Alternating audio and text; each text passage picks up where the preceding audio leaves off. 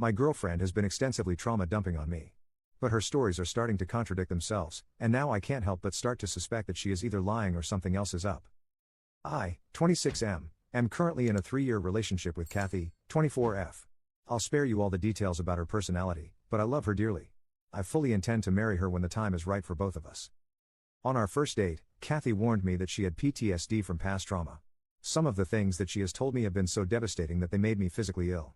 As we talked and ate, she told me that she lost her V card to her stepfather when she was asleep. I, a grown man, started crying in the middle of the restaurant. She assured me that she was in therapy and was working through her issues. As time has gone on, more and more details about her past have come up. I am incredibly happy that she is willing to share all of this with me because I want to support her, but there have been so many contradictions that I'm confused. I don't even know how to bring them up. Here are several of the ones that make the least sense. She told me that her biological father kicked her so hard when she was 7 that it broke her wrist in 2 places. Later, when we were taking a bike ride together, she said, "I've never broken a bone and don't intend to now." She told me that her mother used to put a belt, a stick, and a wrench on the table and tell her to choose. She said she picked the wrench because fudge her, that's why. This is a scene from Good Will Hunting, told almost ad verbatim. She has no marks or scars from this. She told me that after her stepfather abused her for several months, she lived for her grandparents for the rest of high school. Later, she contradicted herself and said she was homeless and couch surfing for her last 2 years of high school. She told me that she dropped out of high school because she had to escape from a gang who was trying to make her work as an intercourse worker, but when I met her she was a student at a reputable university. She never went to community college. I don't think it's even possible to get into a school like that with nothing more than a GED. She told me that to cope with her past trauma, she did almost every pill and was barely sober for more than a week for 2 years. Later, when we smoked weed together, she got super high and said she had never tripped harder. I don't think someone who has done LSD and mushrooms would say that after smoking pot. It doesn't make sense. I feel like a monster for asking, was she even abused? I could understand 1 or 2 contradictions based on some inaccurate memories, but really? Why the movie scene monologue? Why does everything point to her having a privileged upbringing with the brand new Range Rover she bought as a freshman and fancy college degree with no debt? I don't know how to bring this up or how to make sense of any of this. I can't bring the issue up because if she was abused, it would crush her to be doubted. Commenter. Compulsive liar, by the sounds of it. Knew a few in college with the exact same kind of track record. The girl in the dorm room next to me only got caught when an RA called her mom to say the girl needed more support given the recent death of her uncle, and mom said never had an uncle. All of a sudden about 20 stories started to unravel. Update. Hi again everybody. A lot of people have expressed interest in an update to my situation, and since the situation is finally resolved, I figured I would take a minute to write out what happened. Admittedly, this actually ended last week, and, spoiler alert, I spent the following several days moving out. I haven't had a chance to update. A whole lot of thoughts on the matter have been stewing, so I'm afraid this is going to be long. For those of you who just want to know what happened and move on. She lied. We broke up. She tried to save our relationship by lying. I have ghosted her. For everyone else.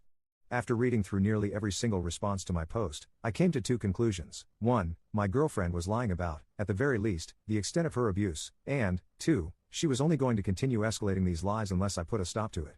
Many people told me both in comments and DMs that if I were to directly confront her about my suspicions, she would immediately gaslight me, or deflect by calling me a monster for not believing her. I agreed this was likely, and so I went the route of stalking her on social media. I'm not proud of it, but I spent well over 10 hours stalking her on Facebook. I hadn't logged into Facebook since early in our relationship, but she seemed to be using it fairly often.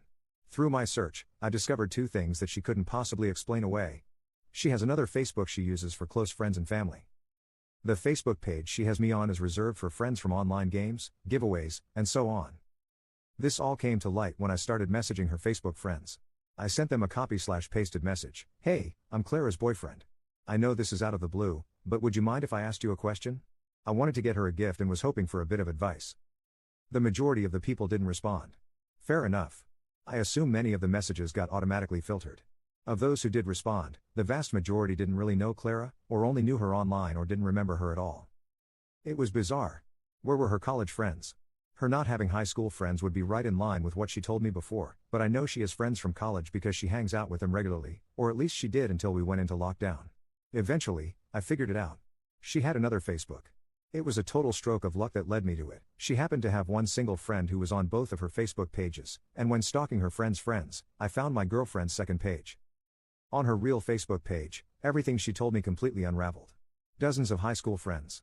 Pictures from her high school days, ranging from class trips to dressing room pictures of her trying on new clothes to her sweet 16. Pictures with her parents with whom she seemed very happy to be having her picture taken. Pictures of her standing in front of a very large, very non-ghetto suburban house. Then I found the picture of her standing in front of her brand new Range Rover. At this point I had already decided our relationship was over. There's no explaining that. If she had mental illness so severe that she had deluded herself into believing everything she told me, she needed therapy, not a boyfriend. If all of those stories were just plain old lies, I wouldn't even know what to feel. Taking advice from the last post, I decided to ask about the Range Rover. I wanted to expose her and figured it was an innocent enough topic to bring up out of the blue. She was sitting on the couch reading a magazine, and so I walked up and asked her about her car. I said it was really nice, and if she had inherited some money or something, to be able to afford it. She gave me a long theatrical inhale and exhale. She then asked me to promise not to be shocked, but it was Pandora's box. Knowing that she was about to feed me another helping of BS, I told her I wanted to hear it anyway. She covered up the Range Rover purchase by telling me that when she was homeless, she was forced into prostitution by an abusive pimp.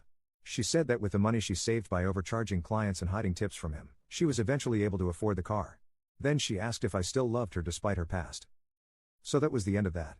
I called her a liar on the spot.